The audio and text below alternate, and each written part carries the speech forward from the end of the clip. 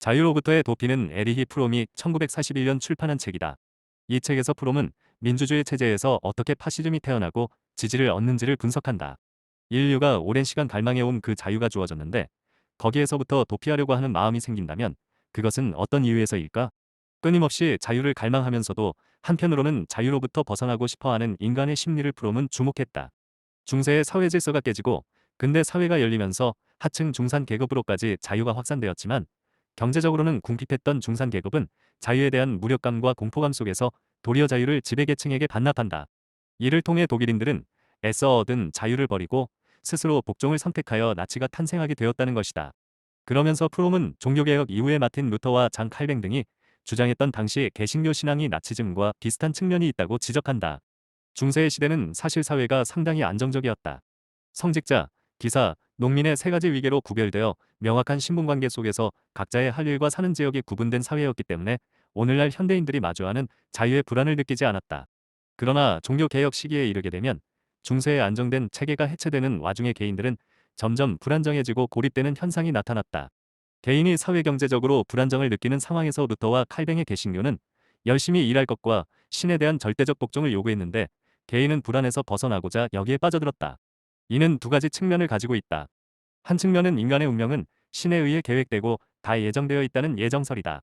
그러면 개인은 열심히 신을 믿고 노력하는 수밖에 없다. 예정된 사실이 바뀌지는 않지만 적어도 열심히 신을 믿고 신앙생활을 하면 그것은 구원을 받았다는 증거가 되기 때문에 자기 확신을 갖기 위해서라도 이제 그 신을 믿고 노력을 해야 한다는 것이다. 다른 측면은 인간은 신의 피조물에 불과하다는 것이다. 이 두 가지 측면을 강조함으로써 개신교는 신과 교회에 대한 절대적 복종을 요구했다. 이후 개신교의 근면 성실의 정신은 자본주의 체제 형성의 바탕이 되었고 신에 대한 절대적 복종에 관한 사회 심리적 메커니즘은 권위적인 지도자에 빠져버린 독일 국민들과 이러한 국민들의 절대적인 복종을 요구했던 나치 체제의 사회심리 메커니즘과 유사한 점이 많다는 것이 프롬의 지적이다. 그렇다면 그들은 왜 자유를 반납하게 되었을까? 자본주의 사회에서의 자유는 자본이 있어야 자유롭다. 물론 그 이전 사회가 자유로웠다는 것은 아니다. 근대에 들어서 개인에게 형식적 자유가 생기게 되었지만 다만 그 자유는 자본에서 자유롭지 않다는 문제점이 있다는 것이다. 즉 내가 살아가는 것은 나의 자유이지만 동시에 내가 살아남는 것도 나의 책임이 된다. 즉 자본주의 사회에서 자유란 경쟁에서 살아남는 자유인 것이다.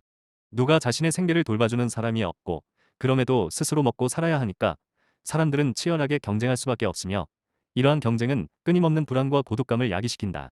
우리는 이러한 불안과 고독감에서 벗어나기 위해 우리가 의지할 수 있는 권위의 자유를 반납한다는 것이다. 프롬은 사람들이 이러한 자유로운 상태에서의 불안을 해결하기 위해 도피하는 세 가지 메커니즘을 제시한다.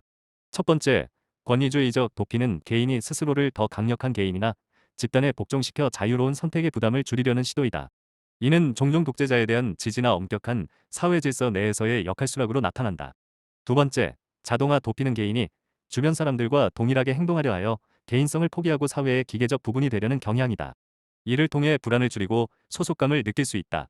세 번째, 파괴적 도피는 주변 세계나 타인을 향한 적대적 행위로 나타나며 이를 통해 개인은 자신의 무력함과 불안을 일시적으로나마 해소할 수 있다. 프롬은 이러한 도피 메커니즘들이 개인의 성장과 자유를 제한하며 궁극적으로 사회 전체의 비인간화에 기여한다고 주장한다. 그는 참된 자유를 얻기 위해서는 자기 인식과 이성적 사고를 통해 자신의 불안을 이해하고 극복해야 한다고 강조한다.